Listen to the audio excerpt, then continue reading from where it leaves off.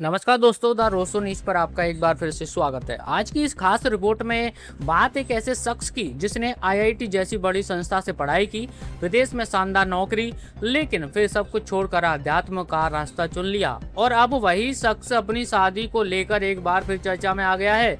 जी हाँ, हम बात कर रहे हैं महाकुंभ 2025 में चर्चित हुए आईआईटीएन बाबा अभय सिंह की, जिन्होंने अब शादी कर ली है और उनकी यह शादी हर जगह सुर्खियां बटोर रही है। चलिए आपको बताते हैं पूरी खबर विस्तार से। दरअसल आईआईटीएन बाबा अभय सिंह हाल ही में अपने परिवार से मिलने हरियाणा के झज्जर पहुंचे, जहां उन्होंने पहली बार सार्वजनिक तौर पर अपनी शादी का खुलासा किया। यह उनकी पत्नी के साथ पहली पब्लिक अपीयरेंस थी। अभय सिंह ने बताया कि उनकी शादी 15 फरवरी को महाशिवरात्रि के पावन अवसर पर हिमाचल प्रदेश के अघंजर मंदिर में हुई थी। इसके बाद 19 फरवरी को उन्होंने कोर्ट मैरिज भी की थी, जिससे उनका रिश्ता कानूनी रूप से भी मान्य हो गया।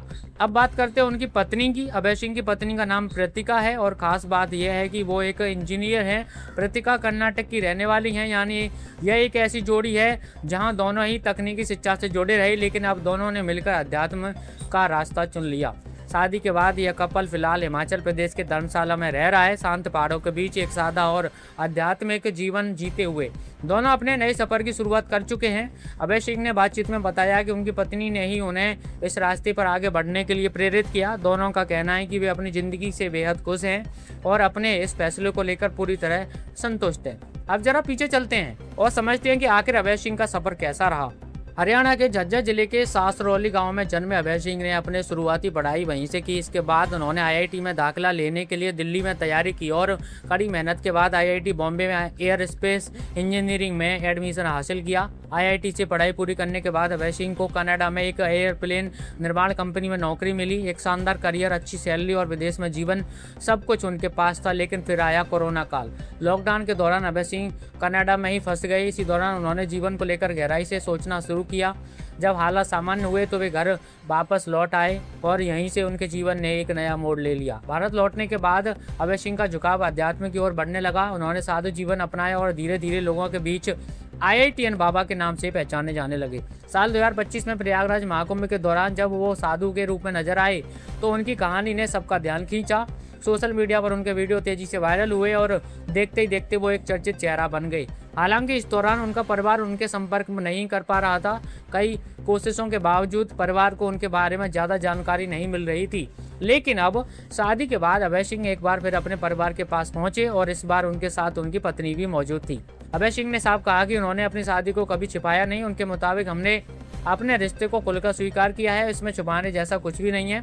अब बात करते हैं उनके भविष्य के प्लान की। अभय सिंह और उनकी पत्नी प्रतिका का सपना है कि वे मिलकर सनातन संस्कृति को आगे बढ़ाने के लिए काम करें। दोनों एक ऐसी यूनिवर्सिटी स्थापित करना चाहते हैं जहां अध्यात्म, ज्ञान और संस्कृति को एक साथ जोड़ा जा सके। प्रतिका का कहना है कि वे ऐसे गुरु और साधकों को एक साथ मंच पर लाना चाहती हैं जो लोगों को सही दिशा दिखा सकें।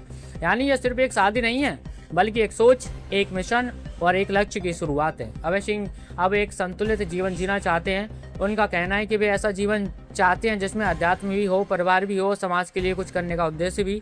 तो कुल मिलाकर आईआईटीएन बाबा अभय सिंह की यह कहानी एक ऐसे इंसान की कहानी है जिसने जिंदगी के हर पहलू को करीब से देखा। पढ़ाई, करियर, विदेश, अध्यात्म और अब विवाह। यह कहानी कई सवाल भी छोड़ती है। क्या सफलता सिर्फ नौकरी और पैसा है? क्या अध्यात्म और आधुनिक जीवन एक साथ चल सकते हैं? और क्या इंसान अपनी जिंदगी को अपनी शर्तों पर जी सकता है? आप इस पूरी खबर पर क्या सोचते हैं, हमें कमेंट करके जरूर बताएं। अगर आपको ये वीडियो पसंद आए तो लाइक करें, शेयर करें और हमारे चैनल को सब्सक्राइब करना बिल्कुल ना भूलें, क्योंकि आगे भी आपको इस प्रकार की और भी खबरें लगातार मिलती रहेंगी। चलिए जल्दी मुलाकात होगी अगली खबर के साथ। तब तक के लिए बने रहिए, ख्याल रखिए। नमस्कार, जय हिंद।